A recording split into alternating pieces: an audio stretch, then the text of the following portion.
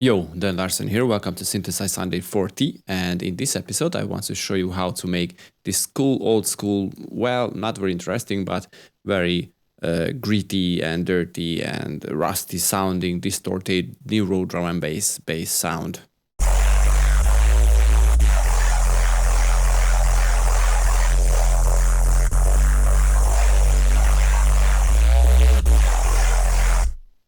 And this is coming from Serum. Now, the whole process is very interesting because I used this custom wavetable, which is provided by recording sort of grow sound. I recorded it using my mouth. I mean, I created that sound. Okay, so this is the source file.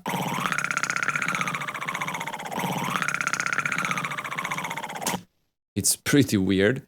And funny at the same time, but when I tried to import it into Serum, let me show you, just opening a empty Serum.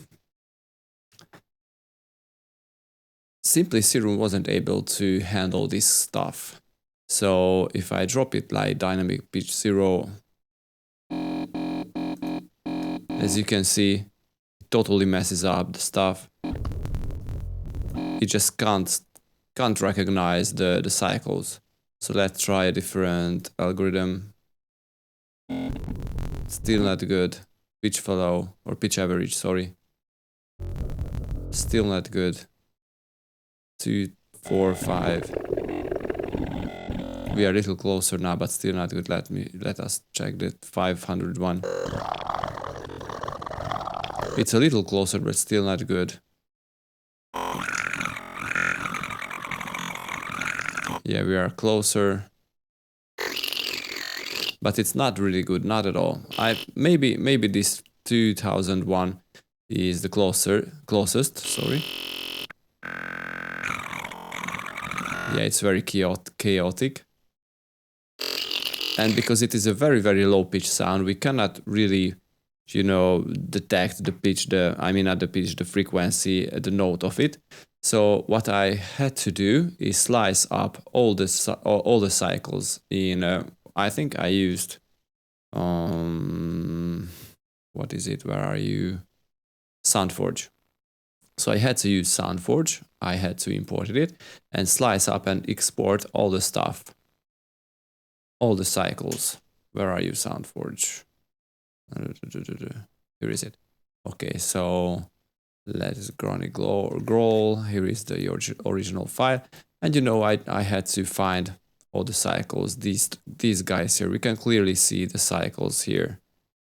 And what I did here is just save every cycle into a separate file. So getting back to Serum, what I did here, let me initialize the preset again. So what I did here. Here are the cycles, what I just exported from what is that? SoundForge, sorry. And I went into the wavetable editor, I just put all the cycles here into these boxes. We don't need the first one. And now, all we need to do is morph them, and what I always do is X-fade edges based on grid size, and maybe we can normalize each cycles. So now we have this beautiful wavetable. Okay, somehow it is not very beautiful, but it is because of the pitch, because it is a very low sound.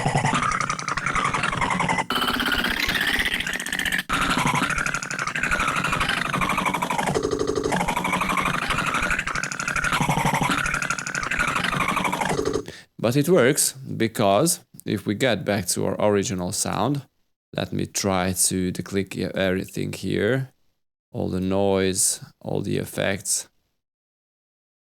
I hope I won't mess up them. We don't need the warp mode.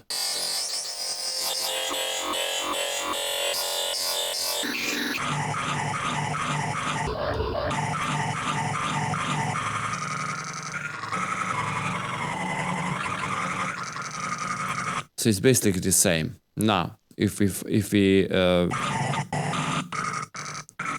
if we found the best settings for creating the wavetable, we can now start trying to experiment with it or trying to recreate the sound. And for this I need to reload the preset because I don't remember what I messed up. Okay, so I use the band plus minus and I try to automate it with LFO1. Plus I needed a different or an extra sub, and I use this analog BD sen. Of course I use the same LFO to modulate or to move the wavetable position, and some asymmetric plus minus warp mode. Of course I did the same with oscillator A with the wavetable position. I added a sub, but I didn't let it go directly out because you know, in these kind of neuro bass sounds we want very much, well, we can say that too much distortion. We want to over distort the sound, and this is good if you don't let it directly out, so this way you can distort the sub also. I added some noise, maybe you can declick it if you want.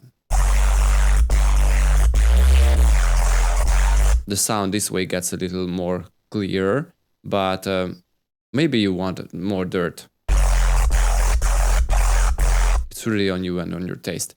Okay, so I use the band and peak and notch 12 filter type to, you know, form a little the sound. We don't want to give too much because well,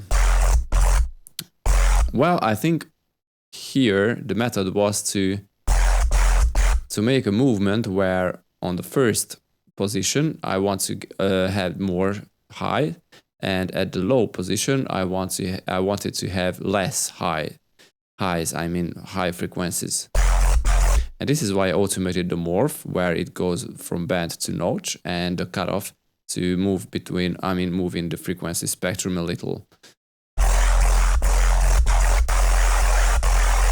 So this way we can you know, subtract little that noise. I mean, the whole sound is very noisy, so this way we can subtract that noise a little, you know, decrease that little noise. But we want it to have that noise, but not all the time. We want it to move, and this is why I use this band peak and notch filter type.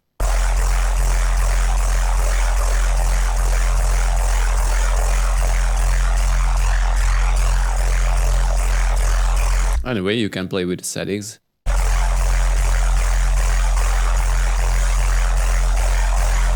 But as you can hear, it definitely gives more clean sound, clearer sound.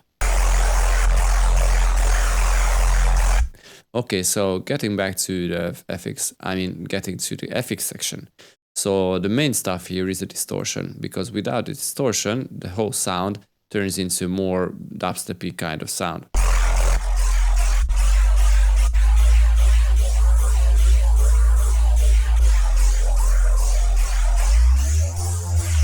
Which is not bad, but we want to have drum and bass, neuro kind of bass sound, so we want lots of distortion. But because of this distortion, we have tons of frequency what we don't like. For example, those middle basses are too much. We have very annoying mid-high sounds. The highs, the top end is very harsh. We need to decrease them too. So this is why I use an EQ here. I think now you can hear the problem. So we had to decrease the frequencies at around 800 Hz, but we play a little with the LFO2 basically. No, where is it? No, we are playing, we are modulating the frequency with the note. So when we go up on the keyboard, the filtered frequency will move too. This is cool because it is necessary, but I will tell you a little more about it later. So the other frequencies what we wanted to filter or just, you know, decrease is 3000 Hz, which is very high.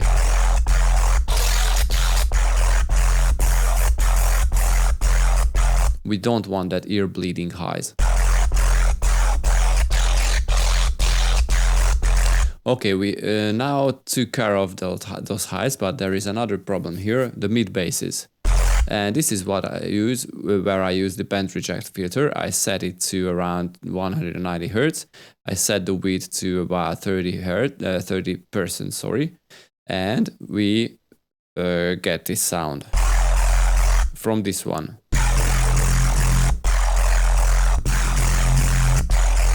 So we definitely don't want that very harsh and very head-hurting middle bass frequencies. And the band reject filter is a very cool help for this. Okay, so this is when you form the sound. Of course, after distortion, the OTT is very important, because without that,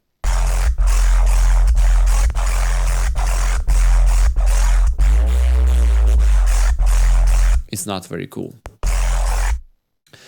Right, okay, so now you know that distortion is very important. When you distort the sound, you need to filter out the unnecessary frequencies and the annoying frequencies. And when you use this band plus minus warp mode on a sound, well, basically any kind of sound, the whole sound gets into very, I don't know, like digital sounding. I can't express it better.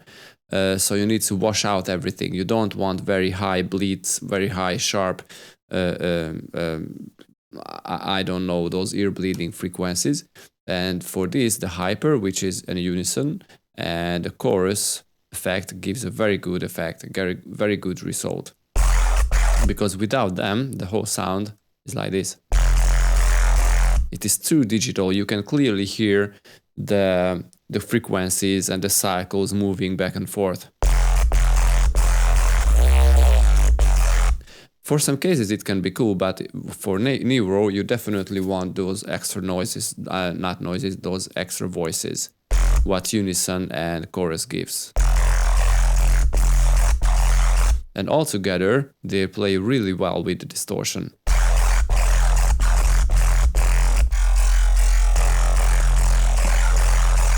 Plus we had this little phaser here,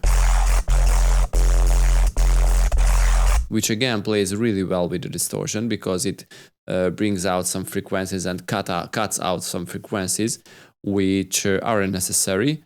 But if you want to play with the sound, I added this corrector knob, which moves the frequency knob of the phaser.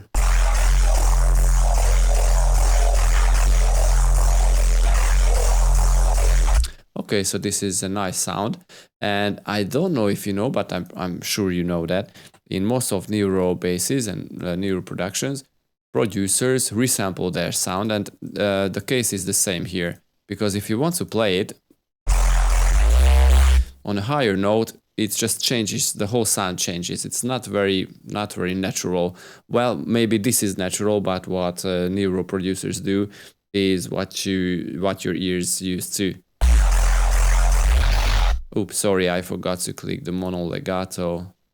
Oh, no, sorry. This is the one we are working with. Okay, mono legato, and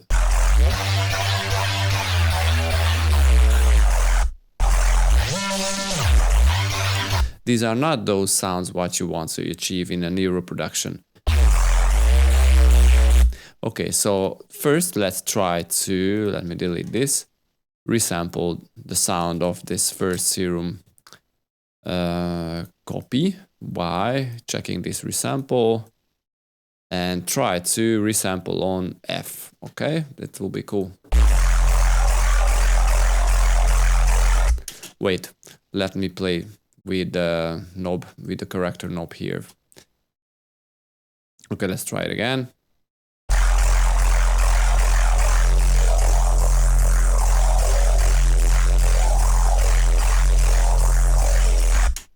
Cool. Okay, so once we have that, let's open a sampler or a simpler. It doesn't matter really, but maybe I think a simpler will be cool. Let's use a sampler instead. We don't want to use warp mode here. Okay, so it is on F0. Let's set looping mode. Okay, let's set the end. end of the loop mode. Let's set the sustain mode to go back and forth.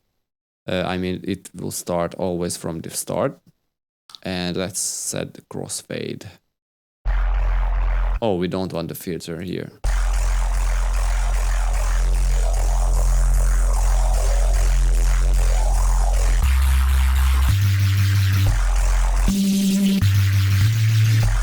Okay, it is a lot closer than what you mostly hear in Neuro productions.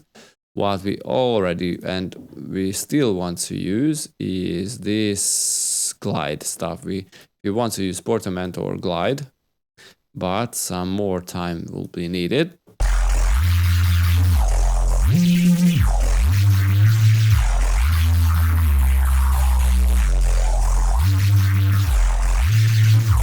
Let's see what will portamento do.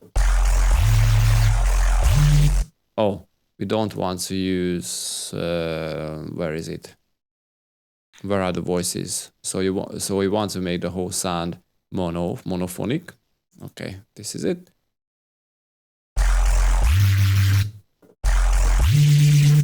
Okay, a glide will be a lot cooler sound because it will use the same.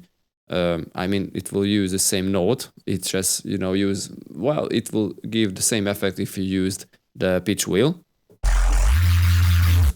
And won't start another note on a higher pitch.